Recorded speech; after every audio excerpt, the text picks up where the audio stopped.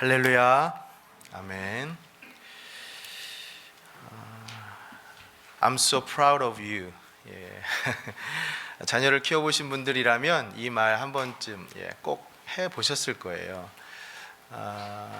그리고 청년들도 아마 들어보셨을 거고요. 그렇게 부모님들께 아들아, 딸아, 난 내가 자랑스럽다. 이렇게 이 말 아이들에게 참 커다란 격려와 축복이지 않습니까? 자녀 교육에 관한 그 한 신문 기사를 보니까 한국의 부모님들은 두 부류로 나눌 수가 있다고 하네요. 첫째는 도대체 뭐가 부족해서 하라는 공부는 안 하고 딴짓만 하는지 모르겠어요. 이렇게 아쉬워하는 부모님들. 두 번째는 저는 별로 해준 것도 없는데 참 열심히 해줘서 알아서 늘 고맙고 미안할 따름이에요. 이렇게 자랑스러워하는 부모님들. 여러분 어떻습니까? 어느 쪽이신 것 같으세요? 여러분 부모님들은 어느 쪽이셨던 것 같으세요? 한국에서는 우스갯소리로 그러잖아요. 자녀가 성공하는 비결, 좋은 대학 가는 데 있어서 필요한 비결 세 가지가 있더라고요. 들어보셨을 거예요. 할아버지의 재력, 엄마의 두 번째는 엄마의 정보력, 마지막으로 세 번째는요, 아빠의 무관심. 처음 들어보셨어요? 예. 사실이라기보다는 이 시대상을 반영하는 유머잖아요. 그렇죠? 근데 참으로 신기하게도 역설적이지만 이 자기의 능력을 좀 희생한다고 생각하면서 그렇게 부모님들, 자녀를 더 탓하는 반면에 자신의 능력이 부족해서 자녀에게 늘 미안한 마음으로 그런 갖고 있는 부모님들 오히려 자식을 더 자랑스럽게 여긴다는, 주위에서는 그걸 더 많이 볼 수 있는 것 같아요. 저는 이게 우리 교회에서도 비슷한 것 같아요. 건강한 교회라면, 이 겸비한 마음을 가지신 우리 성도님들이라면 서로에 대해서 자랑스럽게 여기는 마음, I'm so proud of you, 이 마음을 더 많이 갖게 되겠죠. 그런데 건강하지 못한 교회라면 내가 좀 잘났다고 생각하는 교인들이 많다라고 하면 남을 탓하는 모습이 더 많겠죠. 그런 의미에서 여러분, 우리 교회는 어떤 교회인가요? 서로 자랑스러워하는지요? 아니면 서로를 탓하는 교회인지요? 우리 성도님들께, 우리 목사님들께 내가 별로 해준 것도 없는데 하는 마음으로 자랑스러워 하십니까? 아니면 반대로 그렇게 케어를 해줘도 뭐가 부족한지 뭐 그 모양 그 꼴이라고 이렇게 생각하십니까? 사랑하는 여러분, 오늘 아침 우리는 이 빌립보서 말씀을 통해서 성경적인 의미의 자랑을 교회적인 관점에서 한번 묵상해 보려고 합니다. 지금 우리 교회가 무엇을 자랑할 것인가 말이죠. 그런 의미에서 한번 따라해 주시겠어요? 우리의 자랑은 예수 그리스도의 십자가, 그것인 줄 믿습니다. 네. 그런데요, 이 바울의 자랑은 그것만이 아니었어요. 오늘 우리가 이제 이것에 주목해 보려고 하는 겁니다. 그리스도 십자가 외에 바울이 자랑한 게 있는데 그것이 무엇이냐? 아까 우리 인사했던 것처럼 이번에도 한번 옆에 분을 보면서 저 한번 따라해 주십시오. 복음으로 사는 당신이 자랑스럽습니다. 네, I'm so proud of you. 사랑하는 여러분, 저는 우리 임마누엘 공동체가 예수 그리스도의 십자가 그리고 복음으로 사는 우리 서로에 대해서 자랑할 수 있는 사이가 될 수 있기를 간절히 소망합니다. 오늘 본문은 세 곳이죠. 다른 때와 조금 다른데 유심히 읽으신 분들은 아시겠지만 이 세 구절에 공통된 단어가 있었습니다. 뭔가요? 못 찾으셨어요? 세 구절에 공통된 단어가 있었습니다. 바로 자랑이라는 말입니다. 지난주일 설교에 제가 잠깐 말씀드렸지만 이 자랑하다라는 헬라어가 카오카오마이라고 하는데 한 40여에 사용되었어요. 그런데 이거의 변형으로 카오케마, 한 10여회 정도 자랑의 대상이라는 말이고, 또 하나의 변형이 카우케시스, 이게 10여회 정도 사용되었는데 자랑의 행위를 나타냅니다. 그래서 이렇게 이 말들이 신약에서 대략 한 60여회 정도 사용되었는데 빌립보서에서 딱 3곳 사용되었어요. 오늘 저희가 읽은 곳이 바로 그 3곳입니다. 우선 첫 번째 3장 3절 한번 볼까요? 3장 3절부터 같이 한번 다시 읽습니다. 시작. 하나님의 성령으로 봉사하며 그리스도 예수로 자랑하고 육체를 신뢰하지 아니하는 우리가 곧 할례파라. 아멘. 여기 카우카우마이가 사용되었습니다. 자랑하다 동사인데요. 아마 이 구절 어렵지 않게 이해가 되실 것 같아요. 그렇죠? 성도의 자랑은 육신의 자랑이 아니라 누구? 예수님 자랑이어야 한다. 십자가 자랑이어야 한다라는 지난주일 설교 주제와 다른 거 없습니다. 그렇죠? 그래서 오늘은 이 구절보다는 다른 두 구절에 더 집중해서 한번 말씀을 묵상하고 여러분과 나눠보려고 하는 것이죠. 빌립보서 1장 26절 한번 가보시죠. 1장 26절 같이 봉독합니다. 시작. 내가 다시 너희와 같이 있으므로 그리스도 예수 안에서 너희 자랑이 나로 말미암아 풍성하게 하려 함이라. 아멘. 여기도 자랑이라는 말이 있죠. 여러분, 이 말이 무슨 뜻일까요? 바울이 지금 빌립보 성도들에게 너희와 같이 있음으로 인해서 너희 자랑이 풍성하게 될 것이다라고 하는 이 말이 무슨 뜻일까요? 말씀 이해하기 위해서 먼저 빌립보서를 쓸 당시에 이 바울의 상황을 우리가 좀 이해해야 할 것 같아요. 말씀 몇 구절을 찾아보려고 하는데요. 잘 아시는 것처럼 이 빌립보서가 여러분 옥중서신 아닙니까? 감옥이 지금 바울이 지금 감옥에 갇혀서 지금 서신을 쓴 것이죠. 그래서 1장 12절을 한번 보세요. 1장 12절 뭐라고 쓰냐면 바울이 당시의 상황을 형제들아 내가 당한 일이 도리어 복음 전파의 진전이 된 줄을 너희가 알기를 원하노라. 아멘. 여러분, 여기 형제들아 이 빌립보 성도들을 부르면서 내가 당한 일이라고 하는데 이게 무슨 일이냐면 바로 자기가 감옥에 갇힌 일을 얘기하는 거예요. 자기가 감옥에 갇힌 그 당한 일이 도리어 복음 전파의 진전이 되었다라고 그렇게 얘기를 하는 것입니다. 좀 잘 보세요. 주목할 것이 바울이 감옥에 갇힌 일로 인해서 이제 내 인생 끝났다, 나의 미래는 소망도 없다, 그렇게 좌절한 것이 아니라 오히려 지금 뭐라고 합니까? 복음이 더 잘 전파되었다라고 얘기를 하고 있죠. 여러분, 바울의 갇힘이 왜 복음의 진전으로 이어졌을까요? 옥에 갇혔는데. 여러분, 이솝우화 중에 해와 바람 얘기 다 아시죠? 햇님과 바람, 그렇잖아요. 해와 바람이 누가 센지 자랑을 하려고 지나가는 나그네 가니까 어떻게 됩니까? 누가 이기죠 결국? 해가 이기잖아요. 나그네 외투를 벗기려고 바람이 아무리 강풍을 몰아쳐도 어떻게 합니까? 나그네는 더 자기의 옷을 꼭꼭 붙들어 매잖아요. 그렇죠? 하지만 해가 비추니까 온도가 자연스럽게 올라가서 자연스럽게 옷을 벗게 되지 않습니까? 그렇죠? 마치 여기 이 모습처럼 바울의 상황이 그랬어요. 감옥의 쇠사슬이 그를 육신을 메고는 있지만 오히려 더 그 복음을 향한 열정이 더 커졌기 때문에 오히려 더 꼭 복음을 붙들고 그것이 복음을 더 전파하는 일로 이어졌다는 것이죠. 바울을 비방하는 사람들조차도 오히려 허영심으로, 투기심으로 복음을 더 전파하는 일이 생겨났습니다. 그래서 매였지만 묶였지만 갇혔지만 복음은 오히려 더 풀리고 자유하는 역사, 이 복음의 패러독스죠. 이 역설이 일어났던 것이죠. 갇혀있는 상황까지도 주님께서 복음을 전파하는 일로 사용하셨다는 겁니다. 사랑하는 여러분, 우리의 고난과 고통까지도 하나님께서는 당신의 손으로 바꾸시는 위대한 분이신 줄 믿습니다. 바울이 오히려 옥에 갇혔기 때문에 더 풍성한 복음의 결실로 이어졌다는 거예요. 그런데 잠깐만 우리 바울의 상황을 한번 생각해 보자고요. 조금만 한번 깊이 여러분 생각해 봅시다. 바울이 얼마나 처참했겠어요. 얼마나 처량했을까요? 그 차디찬 감옥에서. 그렇죠? 여러분, 감옥에 가보셨어요? 질문이 좀 이상하죠? 제가 군대를 처음 갔더니 신기하게도 감옥 체험을 시키더군요. 그때가 이제 25년 전 더 된 것 같습니다. 제 나이가 짐작이 되시죠? 제가 군대 막 입대해서 신병 시절에 감옥 체험을 시키는데 참 기분이 싫더라고요. 왜 그걸 시키냐면 죄 짓지 말라고, 군대에서 말 잘 듣고 순종하라고, 그렇게 먼저 감옥을 먼저 보여주고 체험하게 하더라고요. 제가 여기 말씀 묵상하면서 감옥에 갇혀 있는 바울의 모습이 많이 그려졌습니다.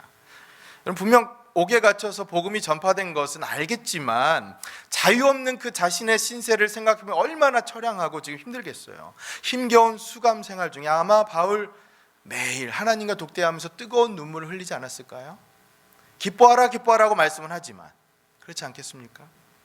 마치 우리 CCM 찬양 누군가 널 위해 기도하는 이 찬양 가사처럼 여러분 다 아시잖아요. 당신이 지쳐서 기도할 수 없고 눈물이 빗물처럼 흘러내릴 때 누군가 널 위해 기도하는 이 찬양의 가사처럼 바울도 아마 그런 상황이 아니었을까 싶어요. 팀 켈러 목사님의 고통에 답하다라는 책이 있어요. Walking with God through pain and suffering. 이 책을 보면 성도의 신앙생활 가운데 고통에 대처하는 방법 중에 하나를 뭐라고 얘기하냐면 바로 울음이라고 합니다. 고통에 대처하는 방법. 제가 참 이 글에 공감이 되더라고요. 이렇게 적고 있어요. 고통과 슬픔 앞에서 하나님께 자신의 망가진 모습을 어린아이처럼 솔직하게 드러내는 게 몹시 중요하다. 신앙을 내세워 감정을 부정하거나 지나치게 통제하려 해서는 안 된다. 그렇게 온 마음을 주님께 다 쏟아놓으라. 여러분, 저는 이 팀켈러 목사님 말처럼 고통을 대하는 우리의 자연스러운 모습이 바로 어린아이와 같은 그 솔직한 눈물의 기도라고 생각을 합니다. 그렇잖아요. 우린 고통 앞에서 눈물로 기도할 수밖에 없어요. 바울도 그랬을 것 같다라는 것이죠. 그는 삶을 초탈한 분명 위대한 사도이지만 생과 사를 넘어 그거 전혀 신경 안 쓰고 주님의 영광만을 위해 살아간 위대한 사도이지만 그 역시도 주님 앞에서 눈물로 기도했을 사도였다라는 것이죠.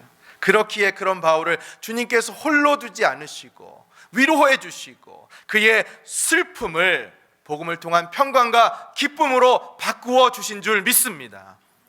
사랑하는 여러분, 바로 우리가 이것을 주목했으면 좋겠어요.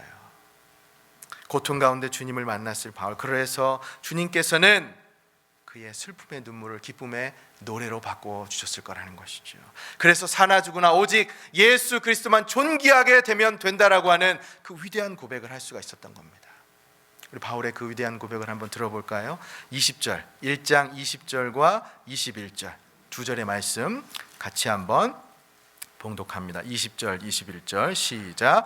나의 간절한 기대와 소망을 따라 아무 일에든지 부끄러워하지 아니하고 지금도 전과 같이 온전히 담대하여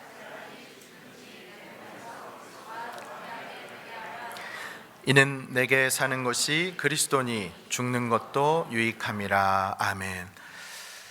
사랑하는 여러분, 저는 이 고백이 우리의 고백이 될 수 있기를 간절히 소망합니다. 여러분, 바울의 이 고백처럼 이 고백이요 바울의 고백으로 그쳐서는 안 돼요. 여러분, 이 말씀 보시면서 와, 우리 역시 바울 선생 참 대단하다, 위대한 사도다, 이렇게 그 말하는 것으로 그쳐서는 안 된다는 겁니다. 여러분, 우린 이 말씀을 우리의 고백과 경험이 되도록 읽고 또 노력해야 할 줄 믿습니다. 우리가 그렇게 살아야 합니다. 자, 그럼 이런 배경을 가지고 다시 빌립보서 1장 26절을 보자고요. 아까보다 훨씬 더 이해의 폭이 넓으실 겁니다. 1장 26절. 내가 다시 너희와 같이 있으므로 그리스도 예수 안에서 너희 자랑이 나로 말미암아 풍성하게 하려 함이라. 아멘. 여러분, 아까보다 훨씬 더 쉽게 이해가 되시죠?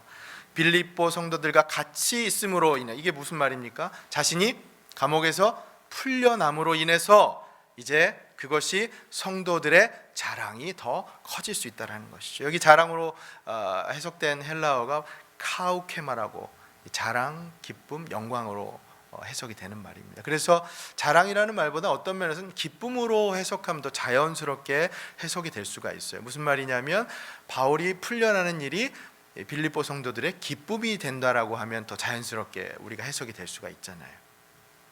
여러분, 지금까지 살아오시면서 누군가가 여러분과 함께하는 것, 누군가를 여러분이 아는 분이 여러분과 함께하는 것이 그렇게 뿌듯하고 자랑스럽고 기쁜 순간이 있었어요? 여러분이 아는 사람 때문에, 야, 저 사람, 내가 아는 저 사람 때문에 내가 정말 기쁘다, 자랑스럽다, 이렇게 생각해 보신 적 있으십니까? 한 분도 없으세요? 저는 가끔 제가 아는 사람이 TV에 나오면 참 기분 좋고 자랑스럽더라고요.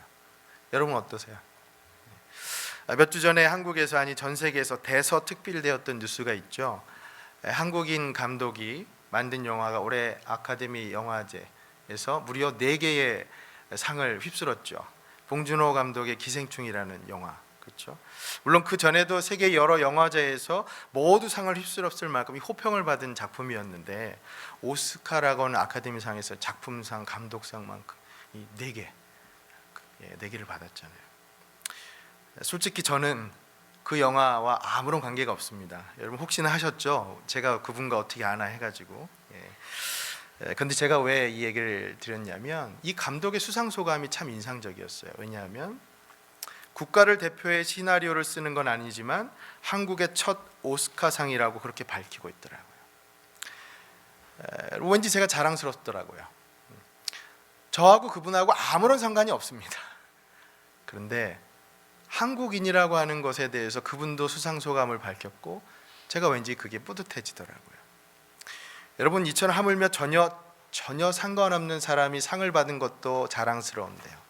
제가 지금 여러분께 말씀드리고 싶은 것은 우리 임마누엘 교회 성도님들 한 분 한 분 여러분을 아는 것이, 함께하는 것이 제 인생에서 가장 커다란 자랑거리가 되었으면 좋겠습니다. 우리 청년들 부디 저 모른 체 하지 마시고요. 나중에 잘 되시면 제가 여러분 정말 큰 기쁨으로 그렇게 자랑거리가 되셨으면 좋겠어요. 저만이 아니고요, 저는 여러분들께서도 그러셨으면 좋겠습니다. 우리 서로가 자랑, 기쁨이 되었으면 좋겠어요. 자, 그런데요, 여기 바울이 이 바울의 말씀을 해석하는 데서 주의를 요해야 할 부분이 있는 게 뭐냐 하면, 바울이 지금 단순히 자기가 석방되는 것만을 바라고 이렇게 얘기한 게 아니라는 겁니다. 여러분, 이게 중요한 거예요. 왜냐하면 자신은 복음을 위해서라면 사나 죽으나 상관없다고 얘기하지 않았습니까? 그런 바울이었는데, 그렇다면 자기가 풀려나는 것이 지금 성도들의 자랑이 된다고 말한 것은 어떤 연유에서였을까요? 바울은 성도 바보였습니다.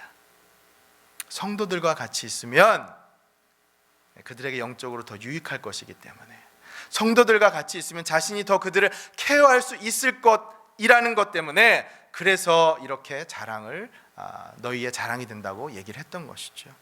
사랑하는 여러분, 저는 여러분과 저도 이런 사이가 되었으면 좋겠어요. 서로를 위해서요, 함께하는 것이 즐겁고 영적으로 돌봐주는, 그렇게 자랑하는 사이 말입니다. 옛날 얘기는 이제 그만했으면 좋겠습니다. 이전에 목사님이 어떠셨다라는 얘기 그만하시고요, 저는 우리 임마누엘 교회가 앞으로 저와 여러분들이 이렇게 예수 그리스도의 복음 때문에 서로 기뻐하고 서로 자랑하는, 하나님께서 자랑하는 공동체가 될 수 있기를 주님의 이름으로 축원합니다. 아멘. 우리의 모습이 이런 모습이 되어야겠죠. 자, 이거 첫 번째 자랑이었습니다. 성도들에게 바울 자신이 자랑이 된다라고 얘기한 것이었고, 두 번째는 빌립보서 2장 16절로 한번 가보죠. 빌립보서에서 자랑이라는 말이 쓰인 두 번째 구절입니다. 바울은 여기서 무엇을 자랑했을까요? 2장 16절도 같이 한번 읽죠. 시작. 생명의 말씀을 밝혀 나의 다름질이 헛되지 아니하고 수고도 헛되지 아니하므로 그리스도의 날에 내가 자랑할 것이 있게 하려 함이라. 아멘. 여기도 자랑이라는 말이 나오죠. 헬라어로 카우케마가 사용되었습니다. 여기서 여러분, 바울이 자랑하는 대상이 누굽니까? 누굴 자랑하고 있죠? 이 말씀만 봐서는 잘 모를 것 같아요. 앞 말씀인 15절을 한번 보세요. 15절 말씀 같이 읽습니다. 시작. 이는 너희가 흠이 없고 순전하여 어그러지고 거스르는 세대 가운데서 하나님의 흠없는 자녀로 세상에서 그들 가운데 빛들로 나타내며. 아멘. 이 말씀을 여러분 16절하고 연결해서 생각해 보세요. 자, 그럼 바울이 지금 누구를 자랑한다는 거죠? 너희가. 바울은 빌립보 성도들을 지금 자랑한다는 겁니다. 앞으로 자신이 자랑할 수 있도록 너희 빌립보 성도들이 하나님의 흠없는 자녀로 그렇게 살아라 라고 권면하고 있는 거예요. 그러니 바울의 자랑은 다름 아닌 누구 자랑? 성도 자랑이었다는 것이죠. 같은 맥락에서 바울은 4장 1절로 가서도 똑같이 성도 자랑을 하고 있습니다. 4장 1절 한번 가보세요. 4장 1절 같이 읽습니다. 시작. 그러므로 나의 사랑하고 사모하는 형제들, 나의 기쁨이요 면류관인 사랑하는 자들아, 이와 같이 주 안에 서라. 아멘. 그럼 보세요. 자랑이라는 말은 없지만 바울은 분명히 빌립보 성도들에게 너희들이 나의 기쁨이고 면류관이라고 얘기하잖아요. 그렇죠? 여러분, 면류관이라는 게 뭡니까? 자랑스러운 게 그 존재가 면류관이잖아요. 그렇죠? 바울은 지금 빌립보 성도들을 이렇게 자랑하고 있는 거예요. 그래서 그의 다른 서신서인 데살로니가전서 2장 19절에 가면 동일한 표현을 써서 이렇게 얘기합니다. 우리의 소망이나 기쁨이나 자랑의 면류관이 무엇이냐? 그가 강림하실 때 우리 주 예수 앞에 너희가 아니냐. 아멘. 이렇게 말씀합니다. 바울은 데살로니가 교인들을 향해서 너희가 나의 자랑이다, 자랑의 면류관이다라고 그렇게 얘기하는 거예요. 빌립보서에서 말씀한 거랑 똑같은 말씀을 하고 있는 거죠. 여러분, 이 면류관이라는 걸 한번 생각해 보실까요? 잠깐만 한번 져보세요. 제가 아까 영화상 얘기를 했지만 여러분, 우리 세상이 주는 이 상을 받아도 우리가 그렇게 영예롭게 생각하고 영광스럽게 생각하는데 우리에게 예비된 하늘의 면류관, 그 영광스러운 면류관 생각해 보세요. 그게 얼마나 영광스럽고 얼마나 영예스러울까요? 사랑하는 여러분, 제가 지금 여러분께 말씀드리고 싶은 게 바로 이겁니다. 이 포인트예요. 여러분, 지금 자랑스러워하십시오. 왜냐하면 여러분들께서는 이미 그 상, 그 면류관 받기로 작정되어 있으시거든요. 믿으십니까? 예.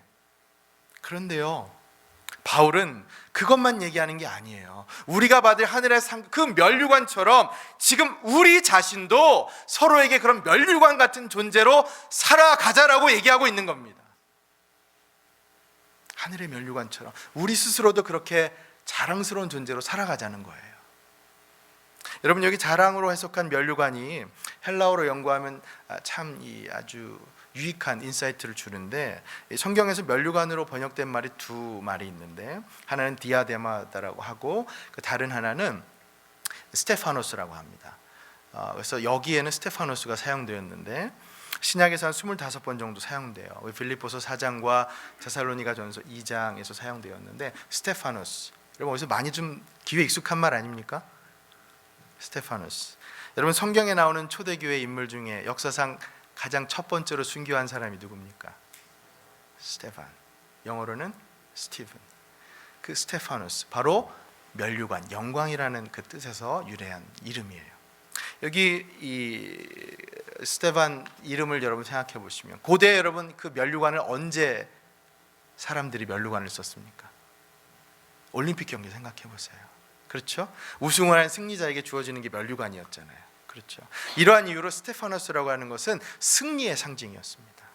영광스러운 영예의 상징이었고 축제와 기쁨의 상징이었어요. 자랑거리가 된다라는 말이에요. 면류관이 자랑이 된다라는 겁니다.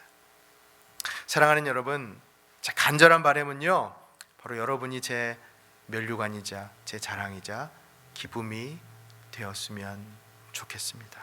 바울의 고백처럼 말이죠. 그리고 저는 여러분들께서도 똑같은 고백을 하실 수 있으면 좋겠습니다. 이 말씀을 통해 저는 그 교훈을 다시 한번 가슴에 새기게 됩니다. 자, 그런데 여러분, 이 말씀도 해석에 주의를 요할 게 있어요. 뭐냐면, 여러분 이게 중요한데, 여기 바울이 성도들을 면류관이라고 이렇게 자랑했다는 거, 이것이요 자기의 의를 드러내려고 그렇게 했던 게 아니라는 겁니다. 여러분, 이게 중요해요. 바울은 지금 자기 자랑, 자기 의를 드러내려고 했던 게 아니라는 겁니다. 바울의 목적이 무엇이냐? 자랑에 더 큰 목적이 있었다는 것이죠. 그게 중요합니다. 이것에 대해서 김세현 교수의 빌립보서 강의 그 책은 이렇게 언급하고 있습니다. 제가 좀 발췌해서 읽어볼게요. 빌립보서 4장 1절과 데살로니가전서 2장 19절에서 바울이 빌립보, 데살로니가 교회들을 자신의 면류관이라고 부른 것은 바울로 하여금 그들이 최후의 심판 때 면류관을 얻게 할 근거가 아니라 그들 자체가 바울의 면류관이라는 의미이다. 그러므로 바울은 두 교회를 최후의 심판 때 면류관을 얻기 위해 자신의 공로로 내세우지도 않을 것이며 하나님과 사람들 사이에 자기 자랑의 근거로 삼으려는 것도 아니다. 이해가 되세요, 여러분? 바울은 지금 우리에게 뭐라고 증거합니까? 빌립보 성도들이 자기 면류관이라고 얘기하잖아요. 그럼 이게 자기의 의를 드러내기 위해서 한 것이냐? 아니라는 것이지요. 바울은 주님 앞에 자신의 면류관이자 자랑인 빌립보 성도들을 올려드리기 위해서 그렇게 말씀했다는 겁니다. 자기 자랑을 위해서가 아니라 오히려 자기가 아니라 하나님의 영광과 의를 올려드리기 위해서 그렇게 했다라고 하는 것이죠. 여러분, 이것을 잊지 마십시오. 바울은 지금 자기 자랑을 한 게 아닙니다. 그러니 여러분께서 자랑하시려면 부디 그 자랑도 하나님의 영광을 위한 자랑이 되실 수 있기를 주님의 이름으로 축원합니다. 자기의가 아니라 하나님의 의, 그것을 드러내는 자랑 말입니다. 한 목사님이 하루는 면류관과 상급에 대한 설교를 하셨다고 해요. 설교를 마치고 이제 단을 내려오시는데 한 집사님이, 여집사님이셨던 것 같아요. 다가와서 이 불만스러운 이 목소리로 질문하셨, 좀 앙칼지게 이렇게 질문했다. 아마 그날 면류관 설교가 그닥 이렇게 와닿진 않으셨나 봐요. 오늘은 어떤지 모르겠습니다. 이 여 집사님이 이렇게 얘기를 하셨어요. 목사님께서 하나님이 하는 것은 좋아요. 근데 그 일이 장차 받을 면류관 받고 하시는 거예요? 이렇게 앙칼지게 탁 쏘아 붙였어요. 그랬더니 목사님께서 정말 순수하게, 예 집사님, 저는 하나님의 일 면류관 바라보고 합니다. 이렇게 순수하게 답을 하셨어요. 그러자 이 성도님께서, 목사님 저 그 말에 실망했어요.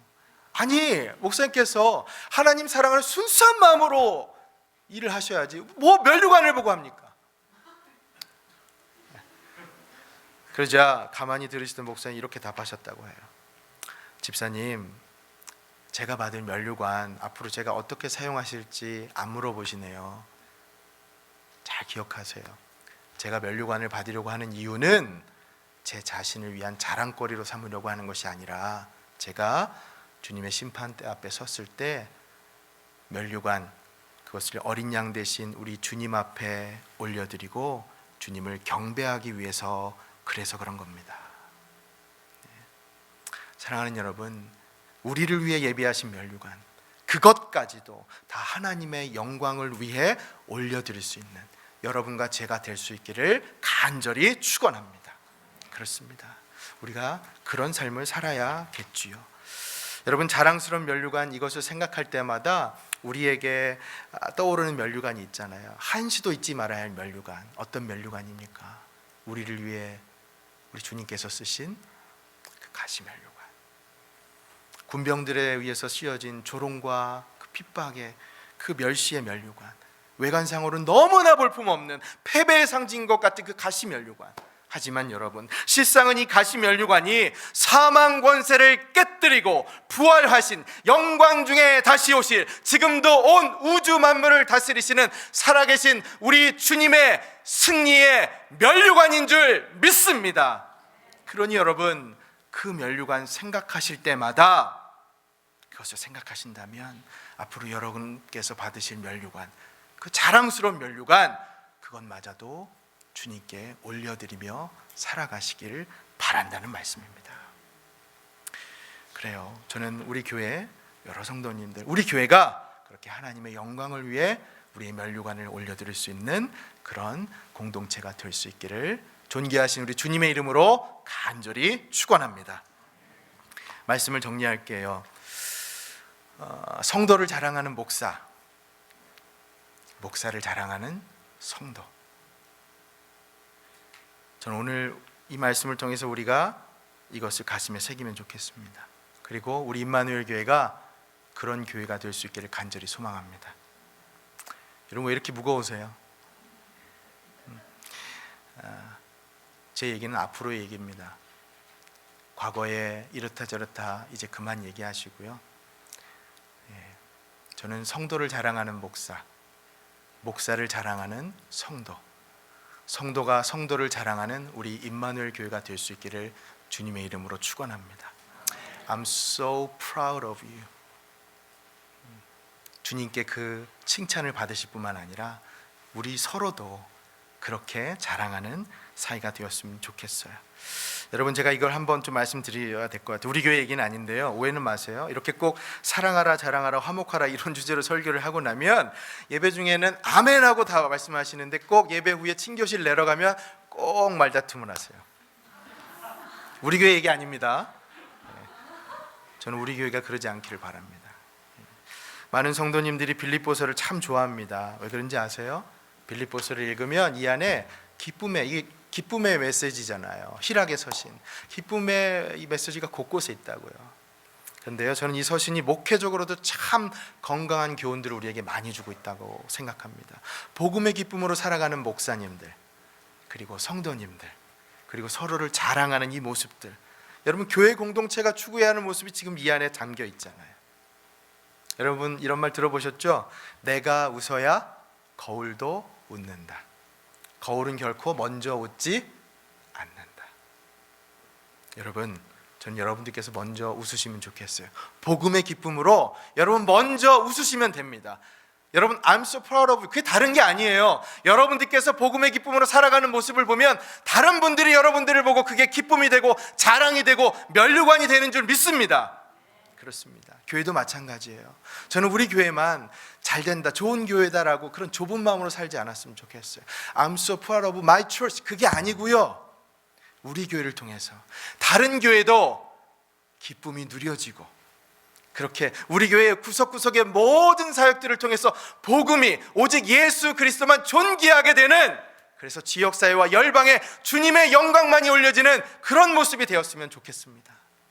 사랑하는 여러분, I'm so proud of you. 우리 주님께서 칭찬하실 이 자랑, 여러분 다시 한번 마음속에 간직하시고 우리 서로가 자랑하는 사이, 그리고 그 자랑 칭찬마저도 우리 주님의 영광을 위해 올려드리는 여러분과 저 우리 임마누엘 교회 될 수 있기를 주님의 이름으로 축원합니다. 아멘. 우리 함께 찬양하죠.